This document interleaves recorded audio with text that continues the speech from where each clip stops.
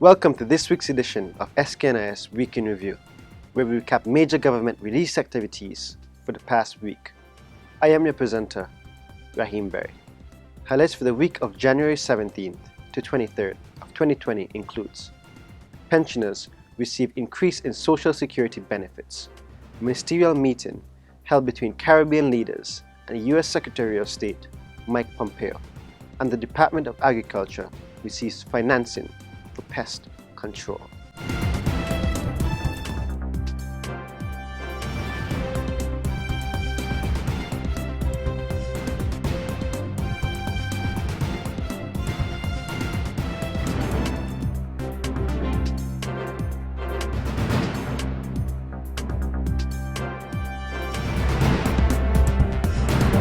Senior Minister and Minister for Social Security, the Honourable Vance Amory, says that pensioners in St. Kitts and Nevis will see an increase in benefits this month when they collect their Social Security checks. Persons who became pensionable in 2015 or before would receive the 5% increase, while persons becoming pensionable in 2016, 2017, 2018 and 2019 will see increases of 4%, 3%, 2% and 1% respectively, and will be based on the year of the pensioners that the pensioner qualified for the pension.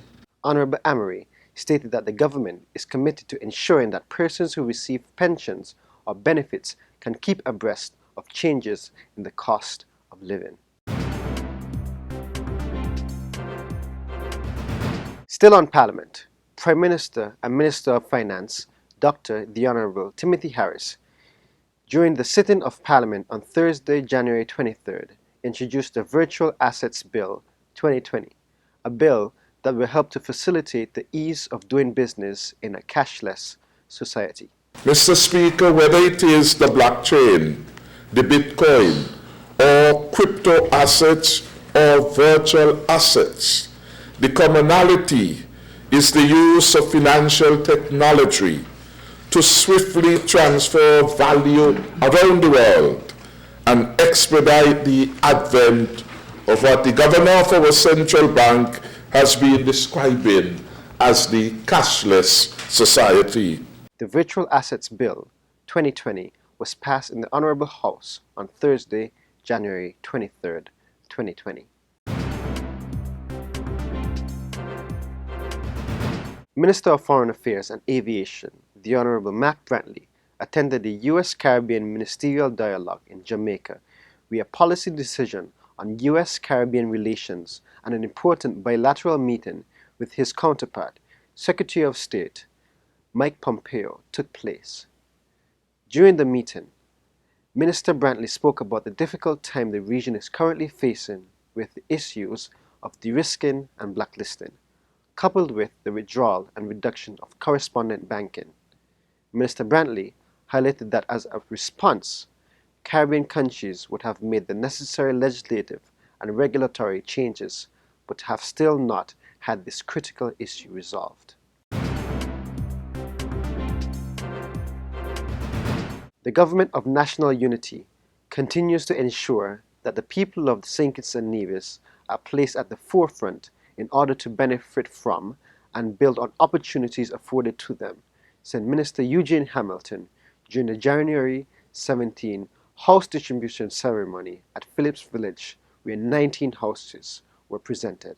We encourage people to climb up. When we give you a house today, we are putting you on one of the rungs of the ladder to climb up. That's what we're asking you to do. When you climb up, you value what you own better, because you climb the ladder.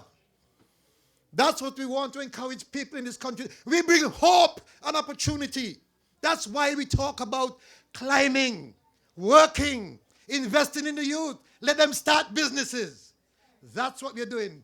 The 19 new homeowners join the long list of individuals who have been empowered through the home ownership in the last 5 years under the umbrella of the National Housing Corporation's Unity Housing Solutions Program.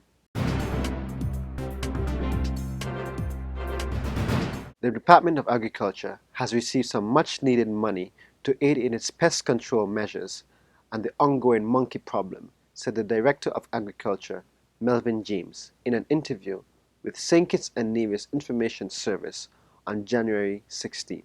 I'm happy that we now have a significant sum of money, having approached government and requested help with dealing with these pestiferous creatures. Mr. James said that there is a study being done jointly by the Departments of Environment, Agriculture, and other entities looking at the behaviors of monkeys, their preferences, and their population to use in the upcoming program.